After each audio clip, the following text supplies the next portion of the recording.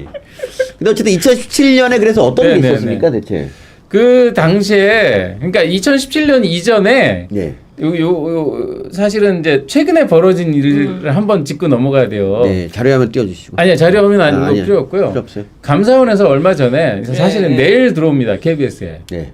아 요즘요? 내일 들어와요. 아 내일 본 감사를 시작을 해요. 아 아직 본 감사를 한 것도 아니구나. 예비 감사를 하고 있었어요. 예. 근데 이제 KBS의 감사가 결정이 됐다라는 얘기가 나오니까 이 KBS 본부, 이 KBS 아니 여기 있는 거, 그다음에 그 상위에 있는 언론 노조 이쪽에서 여러 가지 얘기를 해요. 뭐냐면은 2008년에 악몽이 떠오른다. 뭐 방송 장악을 하려고 한다. 막 이런 얘기를 하면서 막 얘기를 하는 거예요. 미디어 오늘이랑 다 난리예요. 그렇죠. 한겨레 신문 뭐 이런 데도 나오고. 그러니까 그 말 자체는 뭐 그럴 수 있다고 봐요. 근데 문제는 훨씬 더 큰 케이스가 있는데 그 얘기는 안 한다는 거예요. 무슨 얘기냐? 자기들이 저질렀던 네. 일에 대한 거예요. 그래서 그 당시에 벌어졌던 일들을 이제 보여드리려고 나왔는데, 그 당시에는 또 재밌는 게 하나가 있었는 게 그냥 노조만 한 게 아니에요. 민주당에서 그 노조하고 그렇죠. 그다음에 예. 방통위하고 그다음에 뭐 다른 정부기관하고 이런 데가 다 어떻게 해가지고 당시에 KBS MB 사장을 어떻게 쫓아내자라고 하는 계획을 적은 네. 문서를 만들어가지고 그게 공개가 됐었어요. 맞습니다. 네, 2017년이죠. 네, 그래서 이제 여기 나오면 여기 보실 수가 있는데 문서를.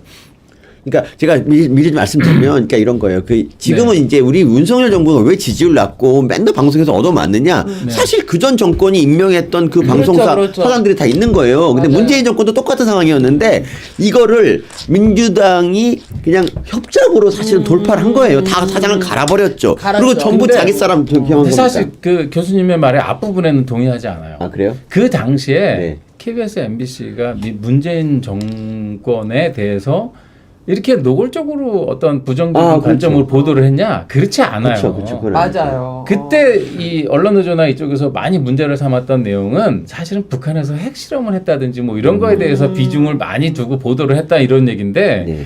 사실은 그 부분에 대해서 문제를 삼는 거는 저는 좀 웃기다고 생각을 해요. 그렇죠. 근데 요즘 벌어지는 일, 특히 이제 제가 오늘이 아니라 다음 주나 뭐 그때 이제 구체적으로 이렇게 보여드릴 텐데, 지난번 대선 있죠, 20대 네. 대선 때, 그리고 이제 5월달에 6월달에 있었던 네, 네. 지방선거, 예. 이때 보도된 내용을 보면은 그냥 끔찍합니다. 예, 진짜 끔찍하죠. 그래서 저는 솔직히 개인적으로는 그렇게 생각해요. 이거는 전두환 때 네. 땡전 뉴스 하던 그 수준하고 별 차이가 없다.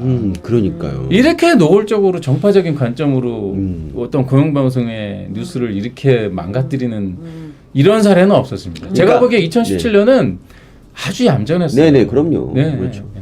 그러니까 우리가 뭐 맨날 뭐 유튜브 보고 저 같은 사람한테 극우 유튜버라 그러는데, 그러니까 이 지금 그 당시 대선 때 방송은 정말 유튜브 맞아요. 수준도 안 되는 정도의 맞아요, 방송이었어요. 맞아요. 그러니까 사실은 네. 지금도 좀 그래요. 너무 우리 뭐 TBS 관련해서 그 네. 뉴스 공장도 쓰고 그렇죠. 또 네. KBS 주진우 아, 그럼요. 방송이나 네, MBC 뉴스데스크를 보면은 오늘 공원연이 뉴스데스크랑 주진우 맞습니다. 고발했잖아요. 네. 심한 없는 얘기를 막 하잖아요. 뭐 백신 맨날 집계 나오잖아요. 근데 뭐 집계를 안 한다는 둥. 그렇죠. 돌았나 막 이러면서도. 그러니까 우리가 지금 뭐 방역에 대해서 손을 놔버렸다는 식으로 얘기를 하는데, 사실 우리나라하고 일본만 지금 열심히 지금 그렇죠. 코로나를 챙기고 예. 있는 나라인데도 불구하고 그런 말을 해요. 그러니까 국민들 불안하게 뭐 예. 전혀 코로나 신경 안 쓴다 이런 거. 어쨌든 네, 다 말씀하시죠. 죄송합니다. 아니 그러니까 그 당시에는 그렇게 심하지가 않았는데 최근에 벌어지는 일들을 네. 보면은 아주 끔찍한 정도거든요. 네. 근데 그럼에도 불구하고 2017년에 어떻게 노골적으로 KBS, MBC 사장을 몰아내려고 네. 하느냐. 네. 저는 그 부분은 개인적으로는 언론 노조를 위해서도 안 좋았어요. 왜냐하면은 KBS 사장 임기가 1년도 안 남았었거든요. 네. 그리고 어느 정도 타협하는 모습을 보이고 선례를 만들었다라면은 네. 이게 좋은 선례가 될 수도 있었어요. 그때 무리하게 사장을 쫓아내가지고, 사실은 이제 그 이후에, 근데 이제 무리하게 사장을 쫓아낸 이유를 생각을 해보면 그 이후에 방송하는 걸 보면 대충 이해도 돼요. 네. 아, 이런 거 하려고 이렇게 했었구나. 라는 생각이 좀 들긴 네. 합니다. 근데 정 선생님, 근데 그 당시 MBC는 기사 좀 심각하지 않았나요? 그러니까 박근혜 정부 당시에 MBC는 조금 너무 편향적이니까 탄핵에 대해서도 일체 보도를 안 할 정도로. 저는 네. 솔직히 그러니까 약간 그런 면은 있었다고 봅니다. 네. 그러니까 이게 어느 정도는 정권에 따라서 공영방송의 보도 네. 태도가 이렇게 왔다 갔다 하기도 해요. 네. 그 당시에 MBC의 보도 태도가 어느 정도였느냐라는 거를 판단하는 거는 글쎄 뭐 저로서는 좀 적절하지 않을 것 같은데 예. 다만 MBC는 인사적인 측면에서는 그 전에 최초의 김재철 예. 사장 때부터 해서 조금 약간 정도가 KBS보다는 셌던 것 같아요. 저희보다는. 그러니까 그런 것들이 여러 가지 감정이나 뭐 이런 것들도 있었던 것 같고요. 네. 근데 아무리 MBC 당시의 보도가 편향적이었다 하더라도 네. 그럼 최근에 MBC 보도하고 비교가 아, 어떨까요? 상대도 안 되죠, 진짜. 이거는 저는 그렇습니다. 뭐 이건 말이 안 나오는 수준이죠. 만약에 그 당시에 MBC의 보도가 그냥 자연스럽게 자신들의 어떤 그 정치적 견해라든가 세계관이라든가 이런 것 때문에 어느 정도 약간 이렇게 틀어져 있는 정도였다면 예. 지금은 거의 예.